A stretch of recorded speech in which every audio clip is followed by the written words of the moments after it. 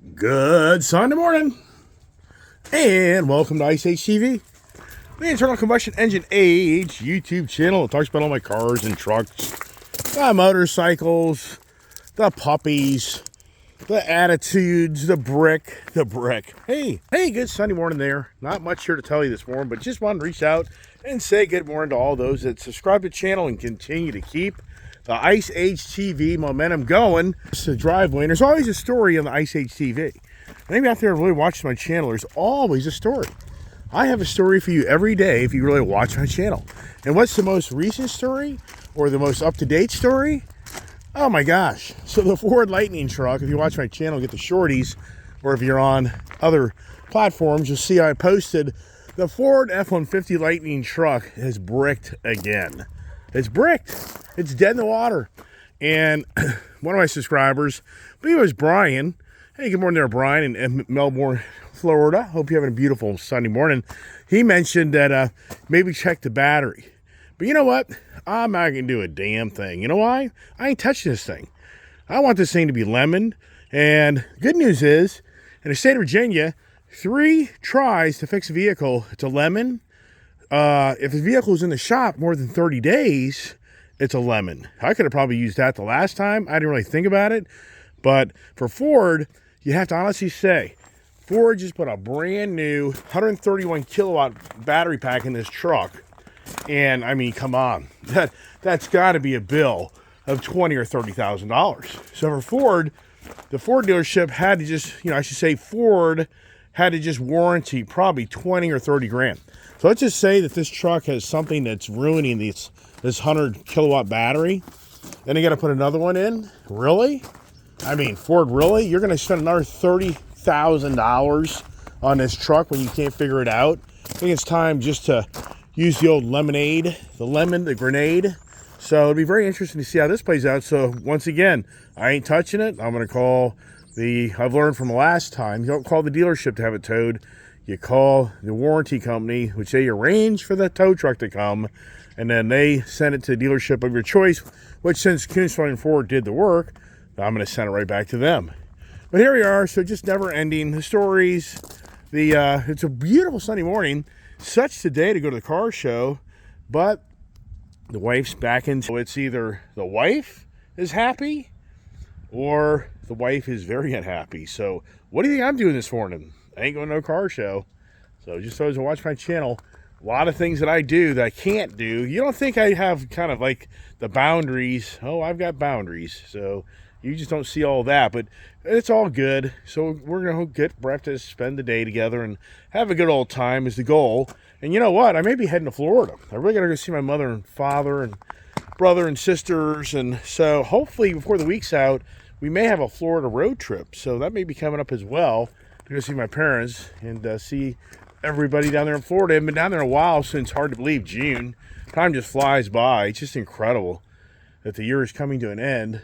And Ram TRX, great truck. This really is a fun truck. I don't like the tires. The tires have worn so unevenly in this truck. I don't know what it is. This truck just makes so much noise going down the road. Oh yeah, the Hummer deal. I just can't see that playing out. It's pretty incredible. You hear the woes of the car industry, but it's a bunch of malarkey. It's not true. I mean, sure, the car industry isn't the heyday of the pandemic, and that's kind of what ruined those who got into industry. They got the heyday of making so much money, and the industry just got it spoiled through the pandemic of making so much money, and those days are gone. But here's the thing: yesterday, Scott, the finance guy, was off Friday, so now he's in Saturday. But then they're closed Sunday, and he never had an opportunity to try to work that deal on that Hummer. And it just kind of went dead in the water on that for him because he had too much going on. I mean, Eric, the salesperson that works there, I kind of reached out to him, and they were slammed. They were slammed selling cars. I mean, it just cracks me up at how we live in this world of social media, and you hear these guys run their mouth all the time. I unsubscribed, just so you know, I unsubscribed for all those guys that have the constant rhetoric every day of life. The car industry is done. It's done. Everybody's going to go bankrupt. It's so bad. So the whole point is for Koons, White Marsh, Chevrolet, they're they were extremely busy yesterday, and Scott had no time to play with me. But it's okay because I'm not going to get the Hummer. I'm not going to get it. It's so these electric vehicles are such a joke. They really are, because you spend all this money on them, and what comes from all that? You lose your ass. You lose your that Hummer. I guarantee you that vehicle would be it'll be worth $50,000. That's where it's all going. Here's Kiefer. I went on my way last night to change Kiefer's name, and I got a little picture of him, and that was hard to do. I finally kind of, my emotions and feelings, overwhelming for what I lost of an incredibly fun dog that I'll never ever get back. And I went over here too, and I even put a picture up here of Kiefer here, which he was always right here. Just so you know, he always had a ball in his mouth. I was telling the wife this morning that's incredible. He was always right here when I was out in the shop, jumping up, putting his ball up here for me to throw. And I was telling the wife this morning, this is one of the first times we've gotten together in the morning, and the dogs aren't all barking at each other and going nuts because of Kiefer. Because Kiefer stirred everybody up. And it was bad. I had to let the dogs out. He's about drove me nuts. I had to lock the other dogs out of the room because everybody be barking and yakking and screaming, and about drove you nuts. So there's always the good and the bad of all who we are. We all have it, whether it's an animal, whether it's you or I. We all have our different personalities. And once again, we have the good and we have the bad. That's just how we are as humans. But back to the Hummer, no way, man. I'm not going to buy that thing because I already have electric vehicles that, if you like, for me, let's just say it's a Hummer, which would really, if I had if they made a gas new Hummer, why they don't do that? That makes no sense to me. Why wouldn't they make a gasoline or a hybrid Hummer? I mean, come on. And so if they had that, I'd be much more excited because I'd take it to Florida and have a great time in it. But I've already looked into, if I want to take the thing to Florida, it's going to be a 2-day adventure. Oh, Julia's already like, no way, I'm not going. She's like, I'm not going to go sit at charging stations, 4 or 5 times. You're going to have to, the vehicle, I guarantee, on the open highway will be 250 range before you have to start looking for a charging station. So it's a 1,000-mile trip. So that's 4 times you have to stop. That in so many ways is going to be, I'm sure, conservative 6 hours, 5-6 hours of charging time. So I can usually get to Florida by leaving at 7:30 in the morning. I'll usually hit it down there by 10:30, 11 o'clock. So add an extra 5 hours in. No, we're staying over in a hotel. So that turns into a 2-day adventure. And you're paying, what I've seen from the Hummer forum, 56 cents a kilowatt. So if I burn up, if that thing has a 200 kilowatt battery pack, and I got to put 150 kilowatts in it, that's going to be $75, $80 so you just take 80 times 4, you're at 320, 350. It's no different than driving your car to Florida. It is so stupid. So the point is, the Hummer is going to be a vehicle that's going to be forced to only be a local vehicle, and that's it. It won't be an over-the-road fun vehicle to go anywhere unless you're just going. If I was going to Tennessee, yeah, not too bad. I mean, I would probably venture to go with it down there, but at the same time, for what? And once again, the whole point of that conversation, back to you, is there's no doubt in my mind these Hummers are going to be a problem. They're going to have issues with them. You're the guinea pig. The values are going to tank. There's already articles being written about so many guys who are the higher up in these EV businesses. And they're like, the EV business, for the most part, sucks. You can't make any money. The only way to make any money is by having people to pay extremely high prices for EVs. To the point that most of these CEOs are saying to have the $25,000 EV, why? There's no money in it. There's no gain. It's like all the technology in these vehicles to put it on 4 wheels at $25,000, $20,000.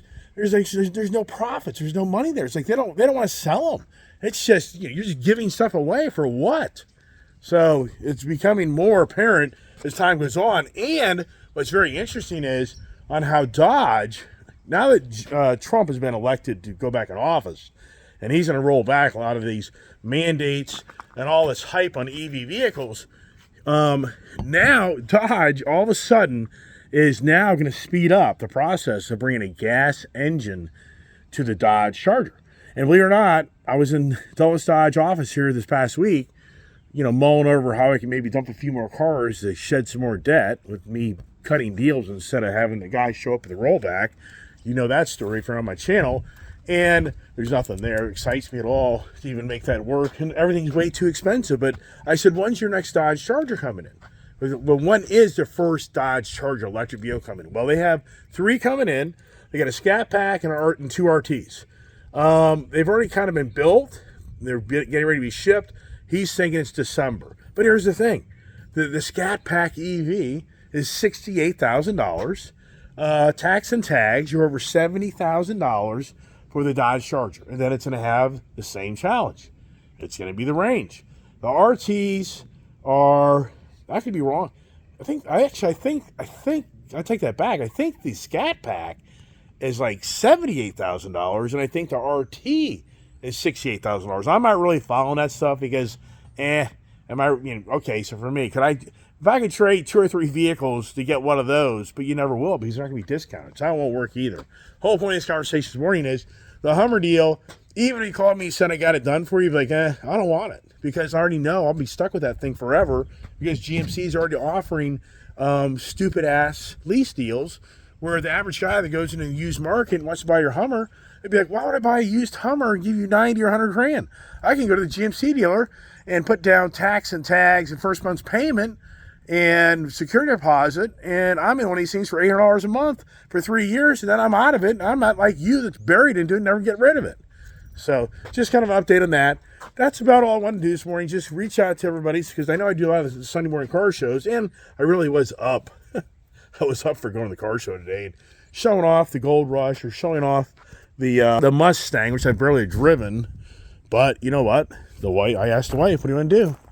And she was up for going places and doing things. So I'm like, well, I didn't bring up at all. And, I think I'm going to go to the car show. Because then we just like, oh, okay, there you go.